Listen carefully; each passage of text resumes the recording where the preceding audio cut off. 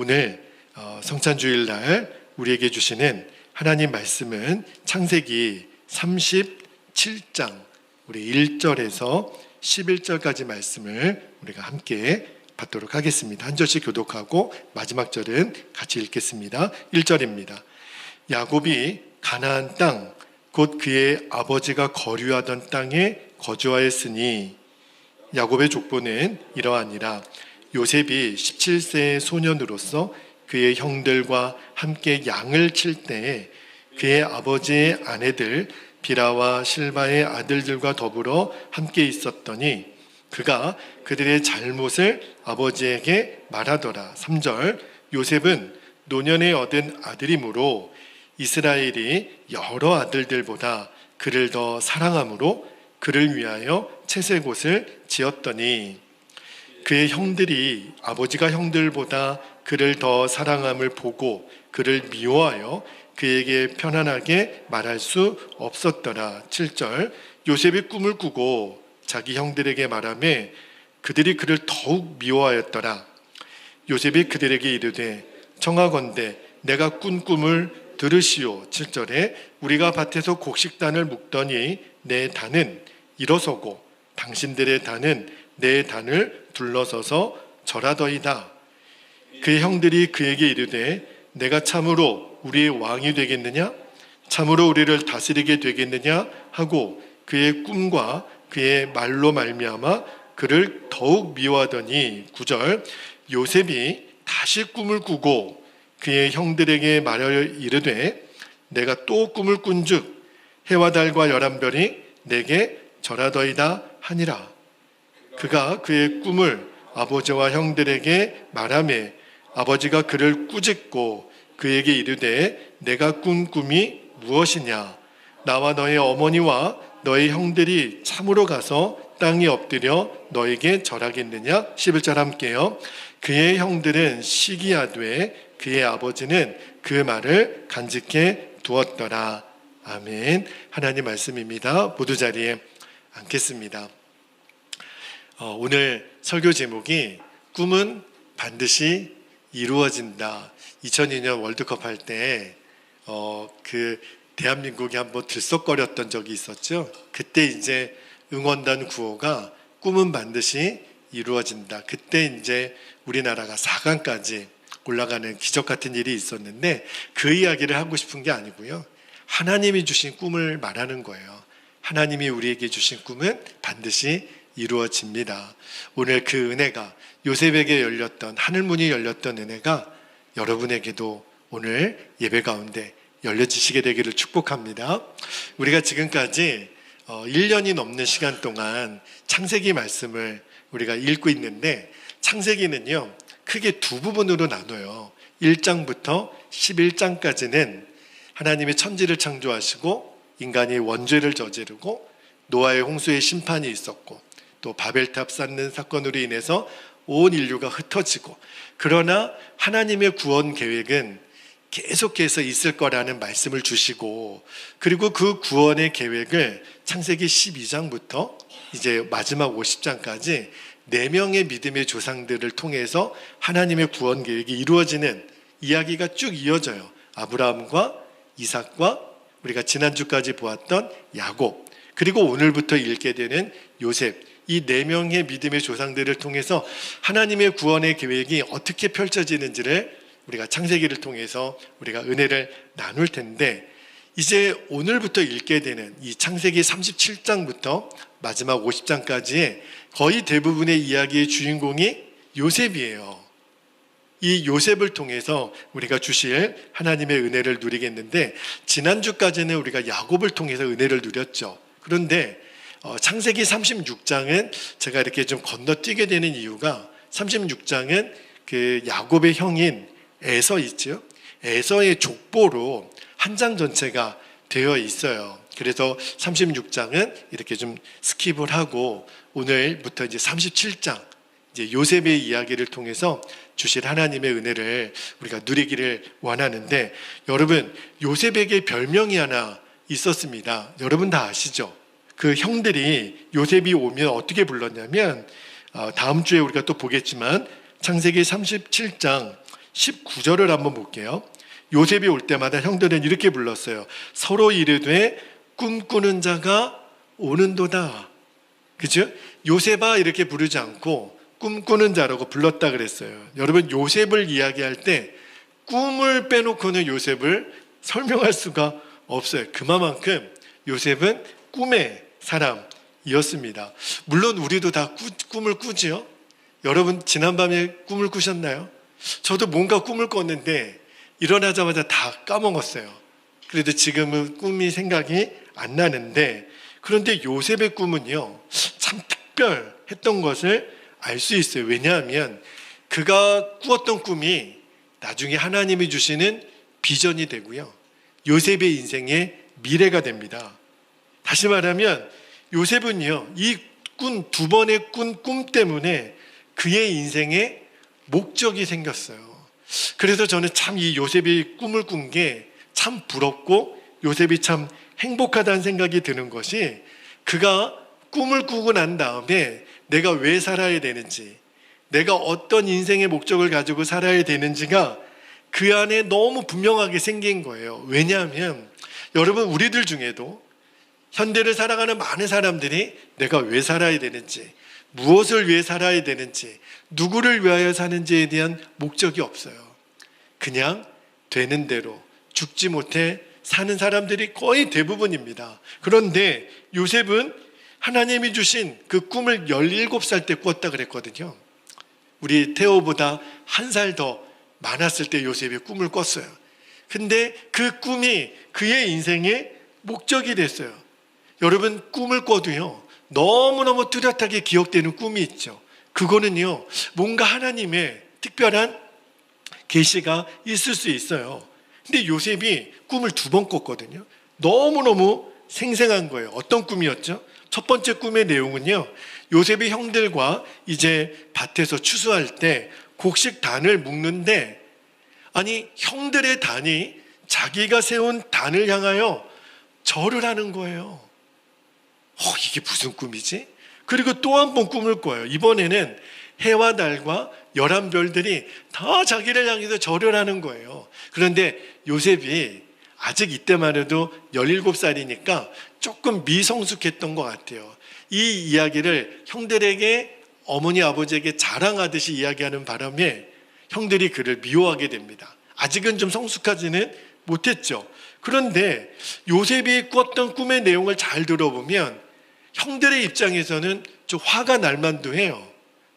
너가 동생인데? 형들이 그러잖아요. 네가 참으로 우리의 왕이 되어 우리를 다스리겠느냐? 그러니까 형들이 요셉에게 절한다는 의미니까. 그리고 그 해와 달, 별 이야기도 요셉에게 엎드려 절한다는 이야기니까, 아버지 야곱도 성경에 보면 요셉을 야단을 쳤다 그랬어요. 그리고 형들은 뭐 더욱 시기하고 미워했는데, 그런데 마지막 11절 한번 볼게요. 그의 형들은 시기하되 그의 아버지 야곱은 그 말을 간직해 두었더라. 아버지는 이 말을 뭔가 특별한 하나님의 계획이 있는 것은 아닐까 마음에 두기는 했어요. 그러나 어쨌든 요셉은요, 이 17살 때 꿨던 이 2번의 꿈을 마음에 품습니다. 그리고 그의 남은 평생의 인생이 이 꿈이 이끄는 인생을 살아요. 여러분, 우리는 다 알죠. 창세기를 쭉 다 읽었기 때문에 이 꿈대로 되어지는 일들을 우리는 알잖아요. 그러나 이때만 해도 요셉은요, 앞으로 무슨 일이 그의 인생에 일어날지는 전혀 알 수가 없어요. 그러나 요셉의 마음에 믿어지는 게 뭐냐면, 하나님은 내 꿈대로 내 인생을 인도하시나 보다. 그게 믿어지는 거예요. 여러분, 사실은 이 꿈 때문에 요셉은 말할 수 없는 고난을 당하잖아요. 너무너무 큰 시련을 당하잖아요. 그런데 하나님이 왜 이 꿈을 먼저 보여주셨냐면, 그 요셉에게, 요셉아, 너가 고난을 당하고 시련을 당하고 어려움을 당해도 내가 너에게 준 꿈 기억나니? 네, 너 꿈대로 될 거야.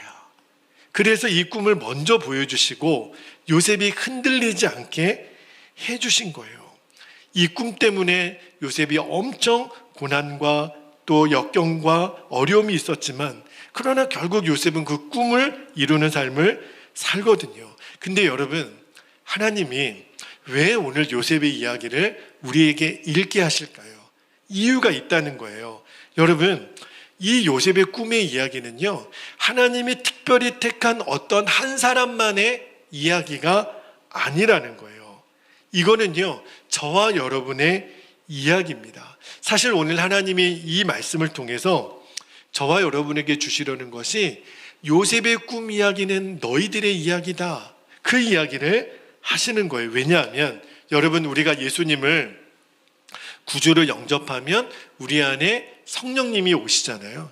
그런데 우리 안에 오신 성령님이 하시는 일이 있어요.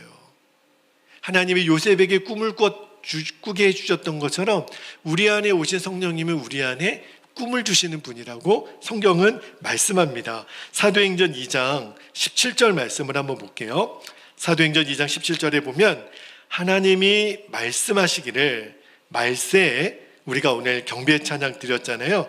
내가 내 영을 모든 육체에 부어주리니, 잘 보세요. 너희 자녀들은 예언할 것이요 너희의 젊은이들은 환상을 보고 너희의 늙은이들은 꿈을 꾸리라. 여기 보면 자녀들은 예언하고 젊은이들은 환상을 보고 늙은이들, 노인들은 꿈을 꾼다 그랬는데 표현은 다르지만 내용은 다 똑같아요.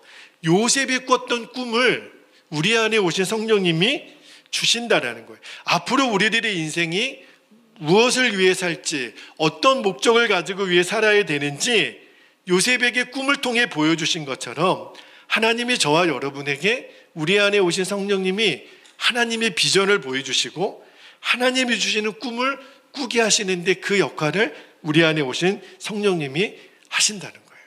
여러분, 사도 바울도 빌립보서 2장 13절에 보면 이런 말씀을 했어요. 너희 안에서 행하시는 이는 하나님이시니 자기의 기쁘신 뜻을 위하여 너희에게 무엇을 두고요? 소원을 두고, 이때 이 소원도 영어 성경에는 우리의 어떤 원함이 아니라 하나님의 비전이라고 되어 있어요. 소원을 두고 행하게 하시나니. 자, 여러분, 우리가 예수님을 영접하여 성령님을 우리가 모시고 살잖아요. 그러면 성령님은 우리 안에서 어떤 일을 하시냐면 요셉에게 꿈을 주었던 것처럼 성령님은 계속 저와 여러분에게 하나님의 기쁘신 뜻을 따라 소원을 품게 하세요.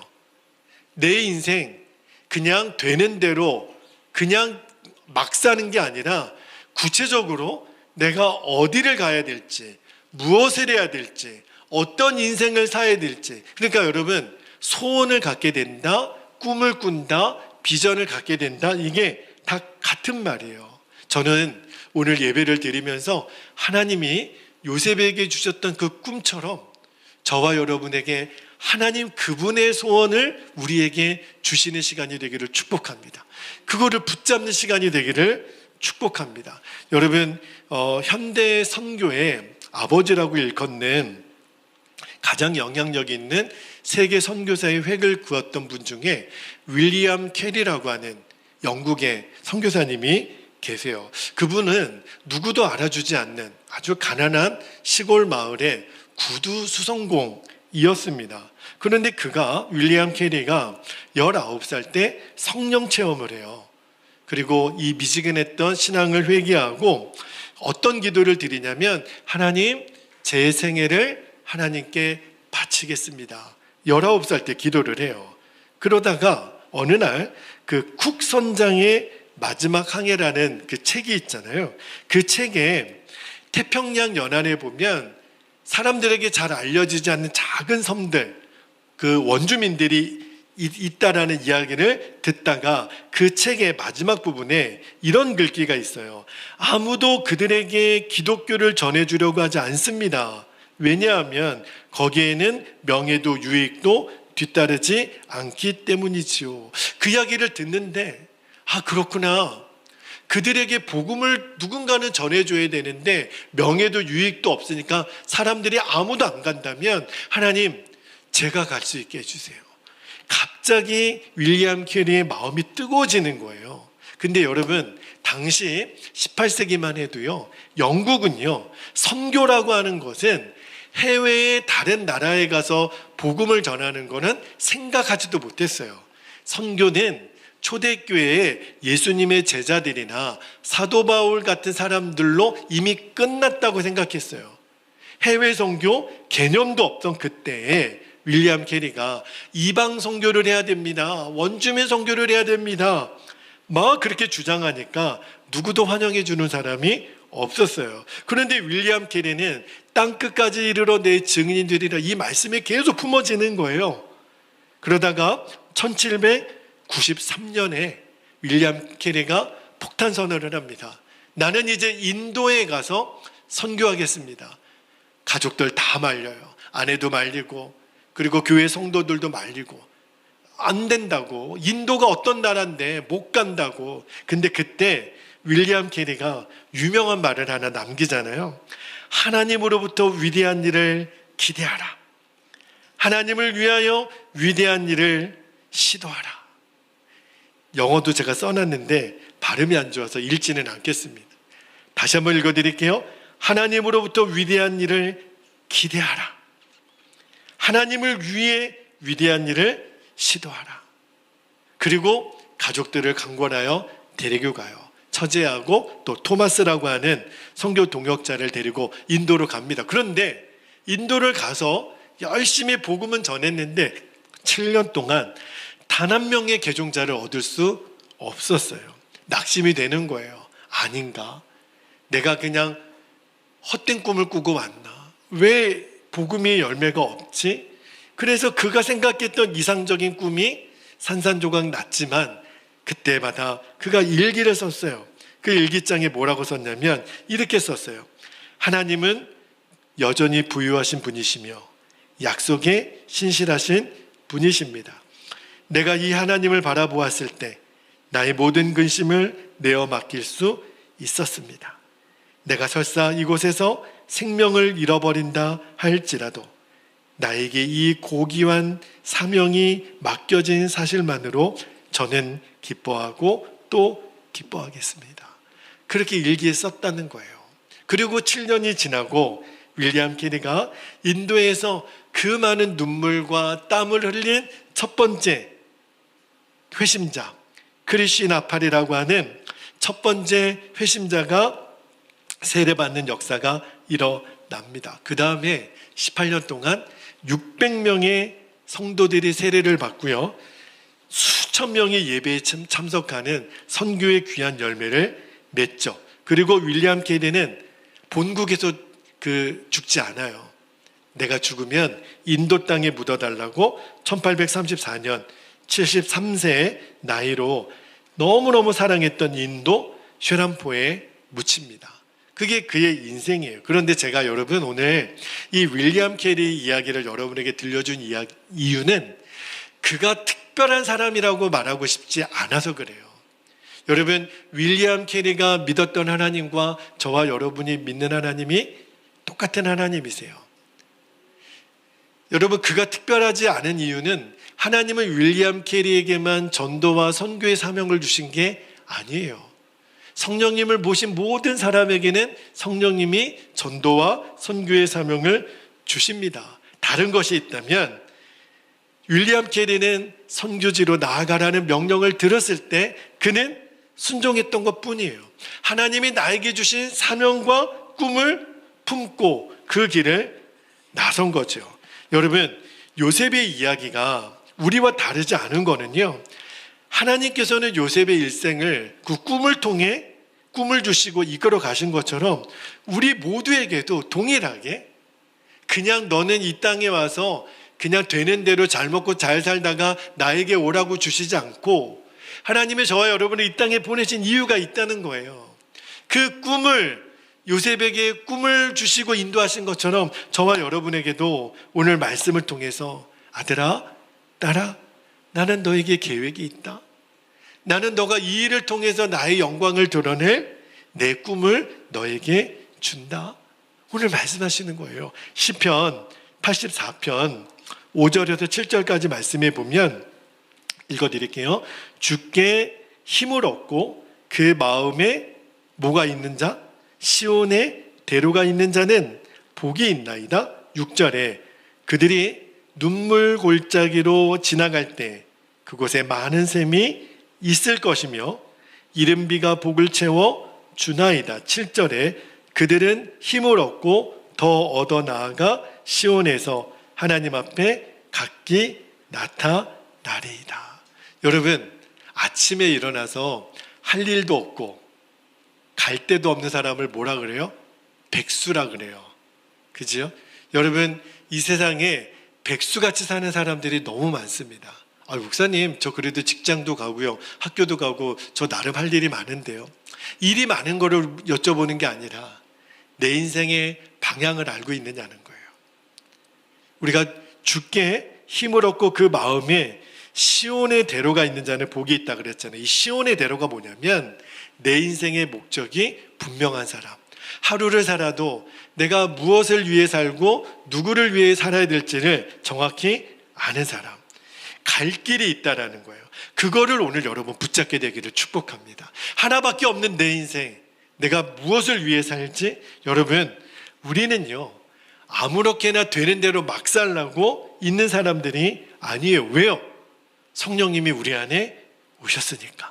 우리의 개인 생활이든 가정이든 교회든 이 나라 민족이든 여러분, 우리가 무엇을 해야 될지, 궁극적으로 어떤 목적을 가지고 살아야 될지 우리 안에 오신 성령님은 우리를 인도하세요. 교회도 똑같아요. 여러분, 당신은 제자입니까? 라고 하는 예수전도단에서 발간한 책이 있어요. 후안 카를로스 오르티즈 목사님 쓰신 책인데, 당신은 제자입니까? 이 책에 보면 카를로스 오르티즈 목사님이 아르헨티나 그 부에노스아이레스 수도죠. 거기서 이제 목회를 하시는데 처음에 한 1,800명 정도 되는 180명 정도 되는 성도들을 열심히 2년 동안 목회를 하고 전도해서 2년 만에 600명이 넘는 그런 큰 교회로 성장을 하게 된 거예요. 부흥을 시켰죠. 근데 교회가 양적으로 부흥한 건 너무 좋았는데 그 오르티즈 목사님 마음에 두려움이 임하는 거예요. 그리고 뭔가 잘못됐다라는 느낌이 자꾸 마음에 들어서 하나님께 기도합니다. 하나님, 제 마음이 이렇게 두렵고 왜 마음이 눌림이 있죠? 그때 성령님이 그 오르티즈 목사님에게 이렇게 말씀을 하세요. 오르티즈야, 너는 코카콜라 회사가 코카콜라를 파는 것과 똑같은 방식으로 목회를 하고 있다. 너는 세상에서 배운 술수를 쓰고 있다. 도대체 너가 하는 일들 가운데 나의 손길을 찾아볼 수 있겠느냐? 너의 생각에 너는 교인 수를 200명에서 600명으로 늘렸다고 생각하지만 그것은 잘한 것이 아니라 살만 쪄간 것이다. 이런 음성을 듣는 거예요. 깜짝 놀란 거예요. 내가 살찐 교회를 만들었구나. 그래서 이 오르티즈 목사님의 모든 교회의 목회의 방향을 바꿉니다.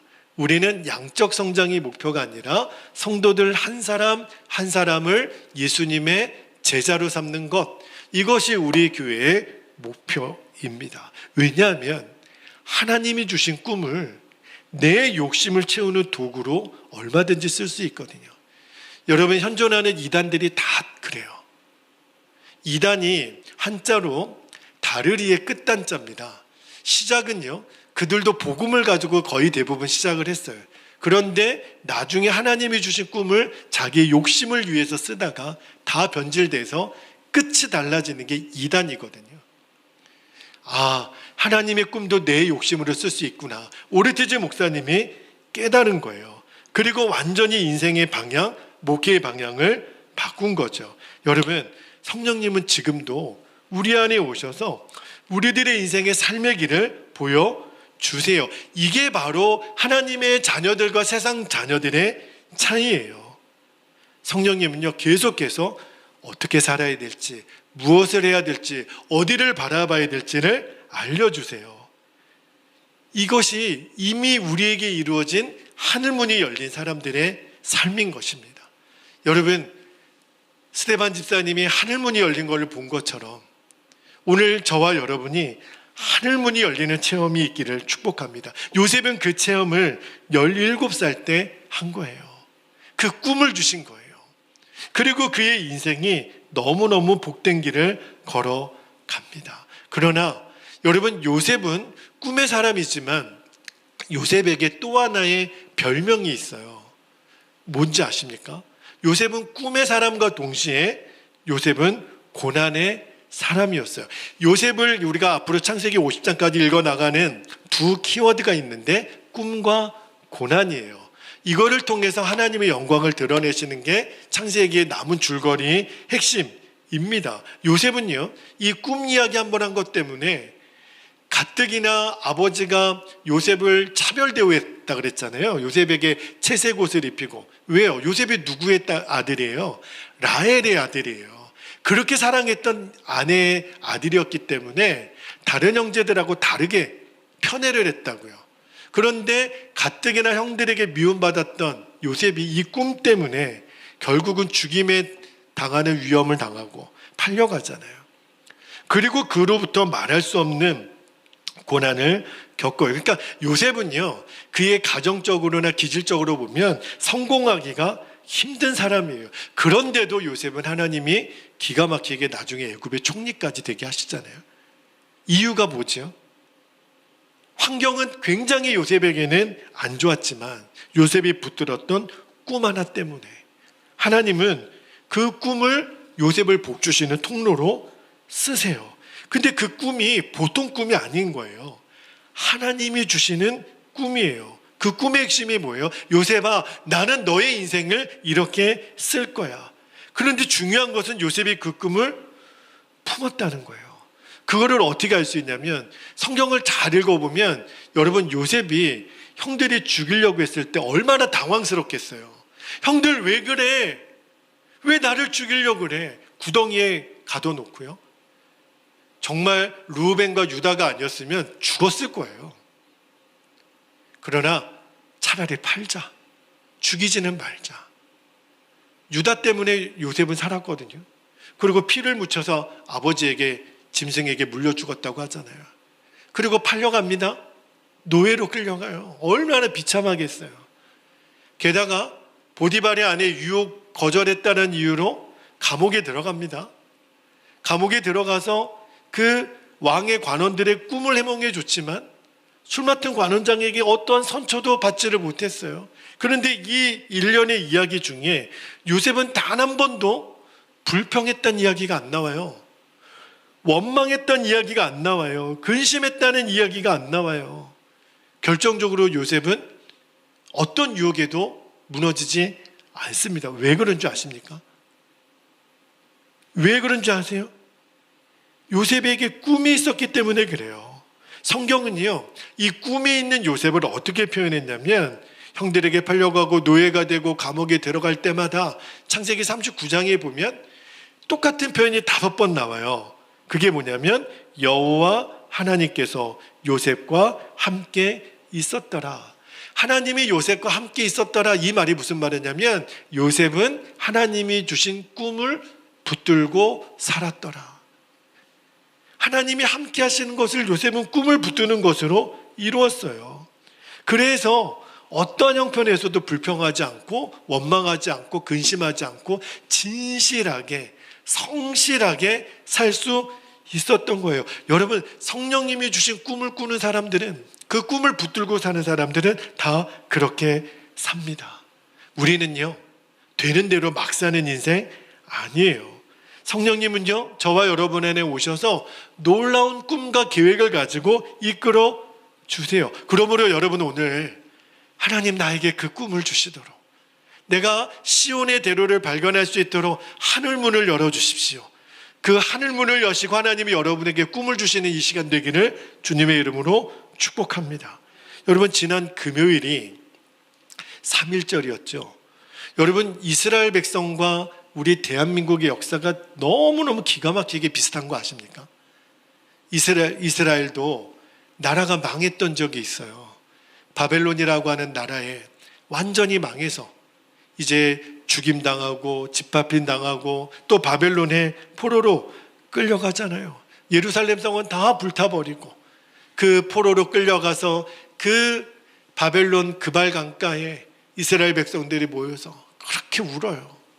하나님, 우리가 하나님의 택한 백성이 되었는데 우리가 어쩌다 이 모양이 됐습니까?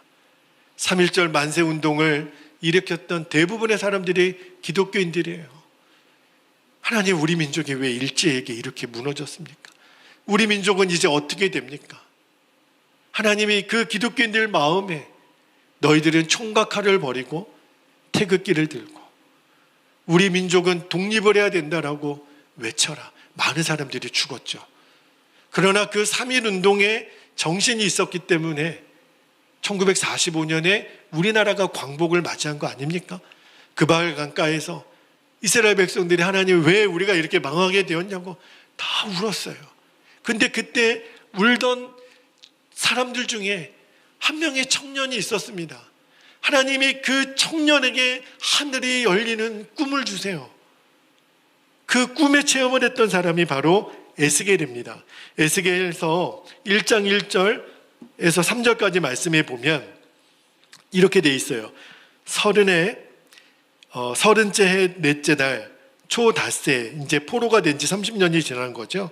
내가 그발강가 사로잡힌 자 중에 있을 때 하늘이 열리며 하나님의 모습이 내게 보이니 여호야긴 왕이 사로잡힌 지 5년 그달 초닷새라. 3절에 갈대아 땅 그발강가에서 여호와의 말씀이 부시의 아들 제사장 나 에스겔에게 특별히 임하고 여호와의 권능이 내 위에 있느니라. 그렇게 기록되어 있어요. 에스겔에게 하나님이 말씀을 주세요. 권능으로 함께 해주세요. 그리고 그에게 꿈을 주시고 그는 선지자가 됩니다. 그리고 70년 포로 생활이 마치고 나서 에스겔은 포로들과 함께 예루살렘으로 돌아가 예루살렘 성전을 재건하는 일에 학계나 다른 선지자들과 함께 쓰임받는 귀한 종이 됩니다. 그 꿈대로 인도하세요. 여러분, 동일하게 저는 이 시간이 하나님이 요셉에게 주셨던 그 꿈, 에스겔에게 주셨던 그 꿈, 그분들만의 이야기가 아니라 저와 여러분의 이야기가 되기를 축복합니다. 우리들의 인생은 이렇게 살다가 죽는 인생으로 끝난 게 아니에요. 하나님은 특별한 계획이 있다니까요. 그 근거가 뭐죠? 우리 안에 오신 성령님이에요. 우리 안에 오신 성령님은 계속해서 요셉에게 역사하시고 에스겔에게 역사하셨던 것처럼 저와 여러분에게도 계속 꿈을 주세요. 그 꿈을 주시려고 구체적으로 말씀을 주시고 기도의 제목을 주시고, 할렐루야. 여러분, 왜 내가 갑자기 이런 기도가 나오지? 왜 갑자기 이런 꿈이 생기지? 어제 말씀을 준비하는데 하나님이, 제가 이제 베델교회에 내려온 지 2년이 막 지났어요. 그리고 첫 번째 주일이 오늘입니다. 하나님이 2023년도, 2022년도, 2023년도 해마다 매해 하나님이 기적 같은 일들을 이루어 주셨어요. 하나님, 올해는 어떤 기적과 같은 일을 이루어 주실까요? 그렇게 기도하는데 하나님이, 제가 지난번에도 여러분에게 그런 기도 제목을 한번 나눈 적이 있는데, 갑자기 베델교회는 선교사를 파송하는 교회가 되도록 기도하라. 너무너무 제 마음에 뜨거운 마음을 주시는 거예요. 제가 예전에 일본에 10년 동안 선교사를 다녀온 경험이 있어서 더 그런 마음이 있는지는 모르겠지만, 하나님, 지금 우리 베델교회가 무슨 선교사를 보낼 수 있는 그런 형편의 교회가 아닌 거 아시잖아요. 근데 주님은 너의 형편을 보지 말고 기도하라. 베델교회는 선교사를 파송하는 교회가 되도록 기도하라. 여러분 함께 기도해 주세요. 저는 하나님이 이것이 저와 우리 교회에 주신 꿈이라고 믿어요. 하나님이 여러분에게 말씀을 주실 때, 기도의 제목을 주실 때 그냥 주시는 게 아니에요. 여러분, 성령님의 인도를 우리가 받지 못하면 하나님의 복을 받는 길을 걷다가도요, 중간에 그만두게 됩니다. 이런 이유 저런 핑계에 대해서 여러분, 형편을 보면 그 꿈이 나에게 무슨 의미가 있어? 그 꿈이 나에게 밥을 줘, 옷을 줘, 집을 줘. 하나님은 우리에게 분명하게 꿈을 주시고 시온의 대로를 보여주시지만 그거를 붙잡지 않으면요, 중간에 다 포기해요. 여러분, 꿈은 계속 기억하고 계속 선포해야 돼요. 제일 불행한 민족이 꿈이 없는 민족이에요. 저희 아이가 어제 그러더라고요. 하나님, 아빠 나에게 꿈이 있어요. 꿈이 없는 민족은 망합니다. 꿈이 없는 백성은 망해요. 금방 그만두거든요. 여러분, 하나님이 주시는 꿈을 이 시간 붙들게 되기를 축복합니다. 미국 역사를 보면요, 미국은요, 놀랍게도 흑인 노예 제도가 아주 가까운 시간까지 존재했던 나라예요. 그래서 흑인 노예 문제 때문에 전쟁까지 있었던 나라였잖아요. 링컨 대통령이 그 흑인 노예 제도를 폐지하려고 얼마나 애썼습니까? 그것 때문에 전쟁까지 벌였던 나라. 그런데 흑인 목사님 중에 마틴 루터킹이라는 목사님, 그분은요, 평생을 흑인들의 자유와 인권을 위해서 싸웠던 목사님이세요. 그런데 그 마틴 루터킹 목사님이 워싱턴 대행진이라는 그 행사에서 연설을 할 때, 그때 그 연설의 제목이 뭐냐면 I have a dream이에요. 그걸 가지고 연설을 하셨는데 그 한 토막만 읽어드릴게요. 나에게는 꿈이 있습니다.